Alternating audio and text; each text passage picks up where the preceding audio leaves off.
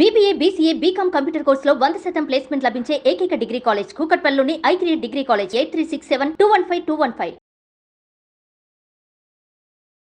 అమ్మ నమస్తే. నమస్తే అమ్మ.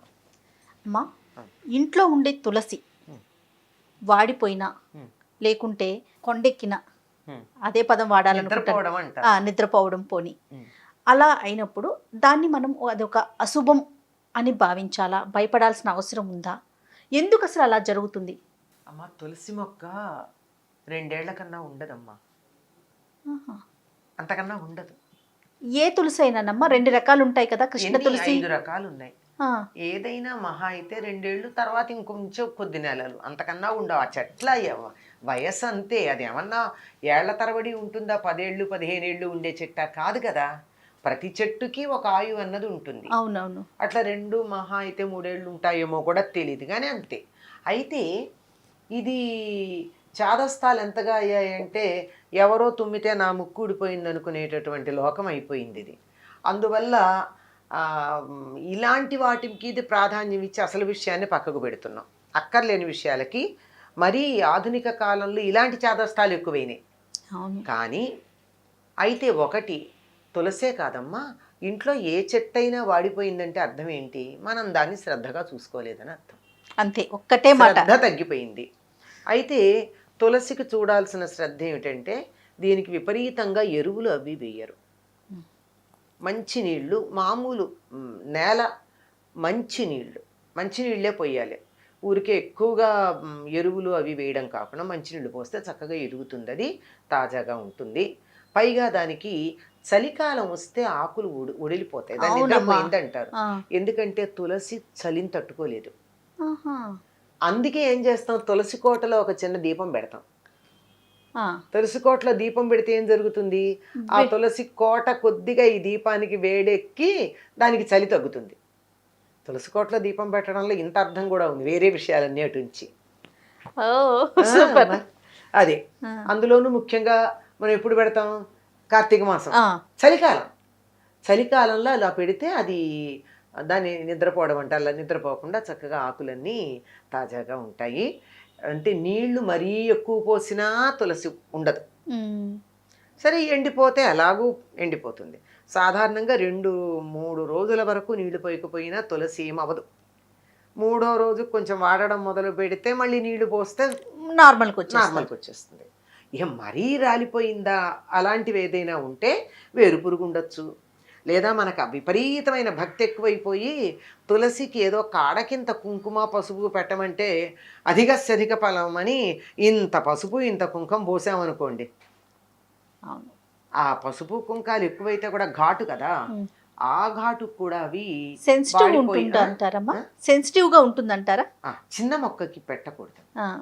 తులసి చిన్నగా ఉన్నప్పుడు మరీ అంతంత పసుపు కుంకాలు పెడితే, అంటే ఇప్పటివి పర్వాలేదులే, అంత మైదా పిండేగా, అది కాదు, వాటిల్లో కూడా ఘాటు ఉండట్లేదు. ఘాటు అయింది ఉంటే మాత్రం కాస్త మొక్క కింద ఆకుపచ్చ రంగు కాకుండా కాడ బ్రౌన్ కలర్ వచ్చాక పెడితే పర్వాలేదు, కానీ లేకపోతే అది నాజుగ్గా ఉంటుంది కదా తులసి, అది ఇదైపోతుంది, ఎండిపోయే అవకాశం ఉంటుంది. అందువల్ల ఇట్లాంటివి ఏమన్నా జరిగాయంటే అది మన దోషం గనక తప్పది, మనం స్వయంకృతంగా చేసాం. లేకుండా 2 ఏళ్ళు అయిపోయాక చెట్టు వాడిపోయిందనుకోండి, సహజం, అది తప్పేం లేదు. వాడితే కూడా దాన్ని ఏమి మనం బాధపడక్కర్లా. ఇది 2వ ఏడు వచ్చేసింది, తులసి కోటలో ఉన్నటువంటి తులసి వాడిపోతుంది అని అర్థమయ్యి కొత్త మొక్క ముందరే పెట్టాలి. పెడితే ఇది ఎదుగుతూ ఉండగా అది వాడుతుంది. అది ఎండిపోతే అప్పుడు దాన్ని తీసి మళ్ళీ ఎక్కడ పడితే అక్కడ పడేయరమ్మా. బాగా లావుగా ఇంతంత లావున మొదళ్ళు కనుకుంటే తులసి పూసలు చేసే వాళ్ళకి ఇవ్వచ్చు. లేదంటే చాలా చక్కగా వాటిని ప్యాక్ చేసి అక్కడ పెడితే ఎవరన్నా హోమం చేస్తూ ఉంటే దానికి వాళ్ళకి తులసి కావాల్సి ఉంటుంది, తులసి వాటి హోమాలు అవి చేసే వాళ్ళకి ఇవ్వచ్చు. ఎక్కడ పడితే అక్కడ చెత్తలో పారేయకూడదు. ఎందుకు అంటే తులసికి ఇంత విలువ ఇవ్వడం, అది పవిత్రంగా ఉంది, ఏదో తులసి అనేటటువంటి గోలోకంలో ఉన్న గోపిక యొక్క అవతారం, ఇవన్నీ పురాణ సంబంధం. మేము పురాణాలు నమ్మమని ఎవరు అడిగారు? నమ్మిన వాళ్ళకి నమ్మినంత, నమ్మలేదనుకోని ఇష్టం, నమ్మమని బలవంతం చేయాల్సిన పని లేదు. దాని యొక్క విషయం గనక గమనించినట్టయితే తులసి కోట దగ్గర ఎప్పుడూ కూడా కావలసినంత ప్రాణవాయువు ప్రసారం అవుతూ ఉంటుంది.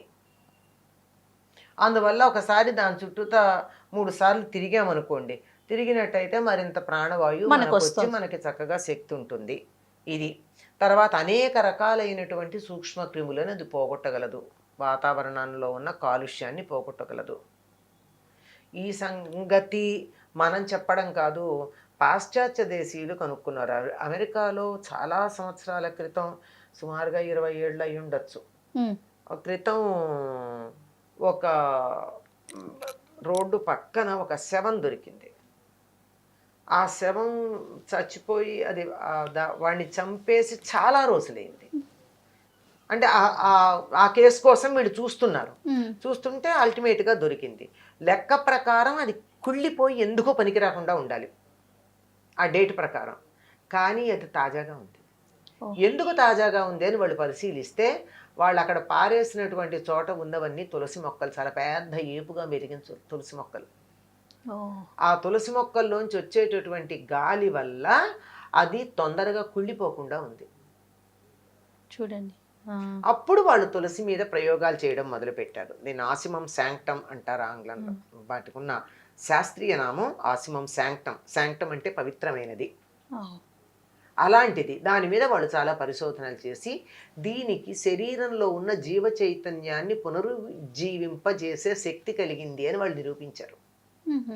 కొట్టుమిట్టాడుతున్నటువంటి ప్రాణం మళ్ళీ సరైన స్థానానికి రావాలంటే తులసి నీళ్లు పోస్తారు. అందుకే తులసి నీళ్లు పోయడం దేనికి అంటే, ఒకవేళ కానీ అది ప్రాణం అందక కొట్టుకుంటూ ఉంటే ఈ నీళ్లు పోయంగానే అని ప్రాణం వచ్చేస్తుంది.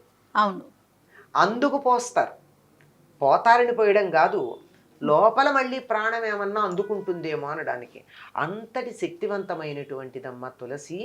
అందుకే దీన్ని మనం పవిత్రమైందిగా భావించుకుని, అది పెట్టే కుండీకి ఏం పేరమ్మా? కోట. కోట. కోట అంటే ఏమిటి అర్థం? రక్షించేదని అర్థం.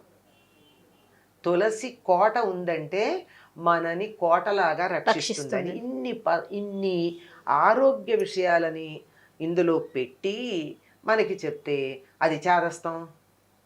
దీనివల్ల ఏమొస్తుంది? ఏమీ రాదు. రాదంటే రాదు. తులసి ఇంట్లో ఉంది అంటే ఒక వైద్యుడు ఉన్నట్టే. చిన్నపిల్లలు ఉన్నారు, జలుబు చేసింది, 2 తులసాకులు తెచ్చి ఇట్లా అరచేతిలో ఇట్లా అనుకుంటే రసం వస్తుంది.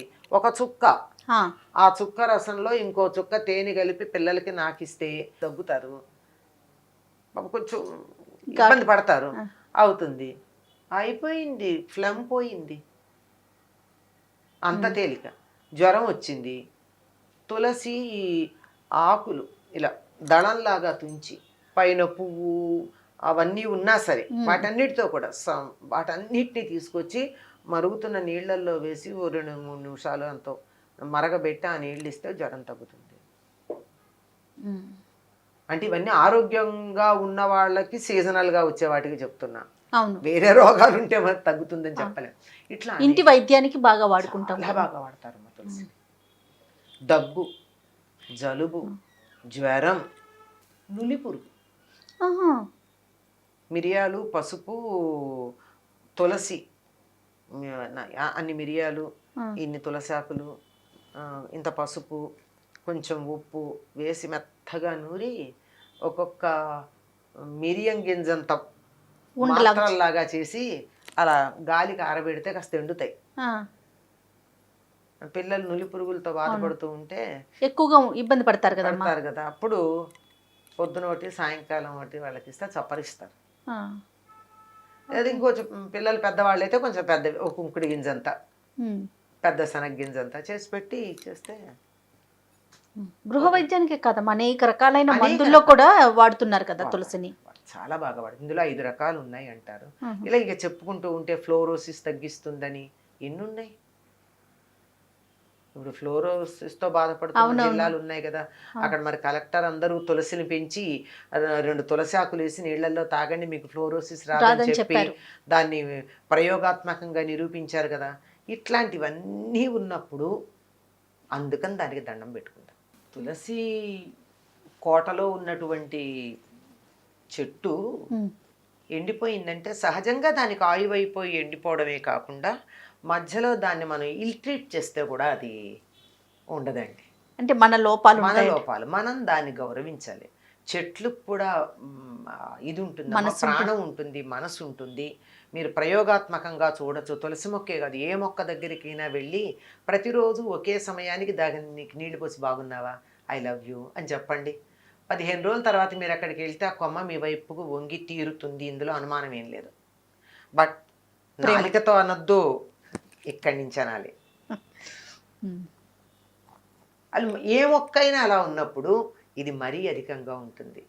అక్కడ తులసి దగ్గర చేయకూడని పనులు చేయకుండా ఉంటే, అంటే మనం ఇందాక మంచినీళ్ళు మాత్రమే పొయ్యాలని చెప్పాను చూసారా, మంచివే పొయ్యాలి. అందుకే మడిగట్టుకుని పోయమని చెప్తారు మన వాళ్ళు. ఎందుకు చెప్తారంటే ఆ ఎంగిలి చేత్తో ముట్టుకున్న నీళ్లు, ఎంగిలి కప్పులతో తీసుకొచ్చి నీళ్లు పోసి, గ్లాసులతో పోసి నీళ్లు అలా చేస్తూ ఉంటారు కదా మన వాళ్ళు. ఏముంది మొక్కలకి నీళ్ళే కదా అని చెప్పి ఎంగిలి గ్లాసులు అవి తీసుకొచ్చి, తర్వాత మనం వాడిన నీళ్లు ఇప్పుడు చాలామంది ఇళ్లల్లో అందరూ చేస్తున్నారు, అది చేయొచ్చు కూడా. ఏమిటి, కూరలు కడిగిన నీళ్లు, బియ్యం కడిగిన నీళ్ళు, ఇవన్నీ మొక్కలకి ఎరువుగా ఉంటాయని పోస్తాం. అవన్నీ తులసికి పోయకూడదు. అందుకు నేను మంచినీళ్ళు మాత్రమే అని చెప్పి, ఇవన్నీ ఎరువులాగా ఉంటాయి కనుక మిగిలిన మొక్కలన్నిటికీ పోయొచ్చు, తులసికి మాత్రం వద్దంట. తులసికి మాత్రం మీరు శుచిగా ఉండి శుచిగా ఉన్న నీళ్లు పోస్తేనే అది బతుకుతుంది. ఒకవేళ మన ఇంట్లో అట్లా అయ్యింది అంటే తప్పనిసరిగా మనం దాన్ని ఏదో కొంచెం గౌరవించలేదన్నమాట. లేదా అశుచిగా ఉన్న వాళ్ళు ఎవరైనా దగ్గరగా వచ్చినా కానీ తులసి ఎండిపోతుంది. కొంచెం ఎవరు పడితే వాళ్ళు ఎప్పుడు పడితే అప్పుడు తులసి దగ్గరికి రాకుండా చూసుకోండి, అంతే. తప్పకుండా అమ్మా. నమస్తే. నమస్తే. ఇక ఈ వీడియో కనుక మీకు నచ్చినట్లయితే లైక్ చేయండి, షేర్ చేయండి. మరిన్ని ఇంట్రెస్టింగ్ వీడియోస్ కోసం మా ఛానల్ని సబ్స్క్రైబ్ చేసుకోండి.